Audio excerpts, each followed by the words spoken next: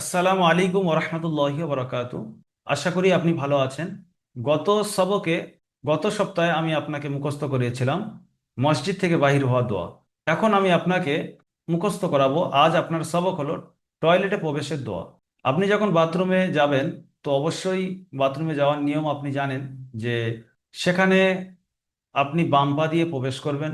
বাম পা দিয়ে প্রবেশ করার আগে বাইরে থেকে এই দোয়াটি পড়ে নিতে হবে। প্রবেশের দোয়া মানে এই নয় যে আপনি ভিতরে প্রবেশ করে তারপরে দোয়াটি পড়বেন, এমনটা নয়। আপনাকে প্রথমে দোয়াটি পড়তে হবে, তারপরে ভিতরে প্রবেশ করতে হবে বাম পা দিয়ে। এটা হলো নিয়ম।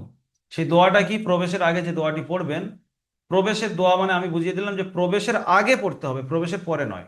আল্লাহুম্মা ইন্নী আউযু বিকা মিনাল খুবুসি ওয়াল খবাইস। এরকম শুদ্ধভাবে আপনি মুখস্থ করবেন। এক সপ্তাহের মধ্যে এই ছোট্ট দোয়াটি সুন্দরভাবে মুখস্থ করা দরকার। যেটা মুখস্থ করবেন নিখুঁত, তার মধ্যে যেন কোনো ভুল না থাকে। আল্লাহুম্মা ইন্নী আউযু বিকা মিনাল খুবুসি ওয়াল খবাইস। এইরকম শুদ্ধভাবে আপনি মুখস্থ করবেন।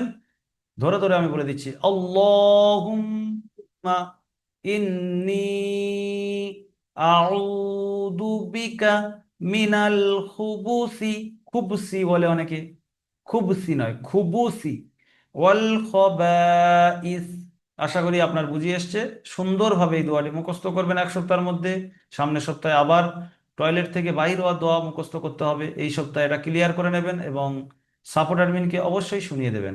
ভালো থাকবেন। আসসালামু আলাইকুম ওরহমতুল্লাহি ওয়া বারাকাতুহু।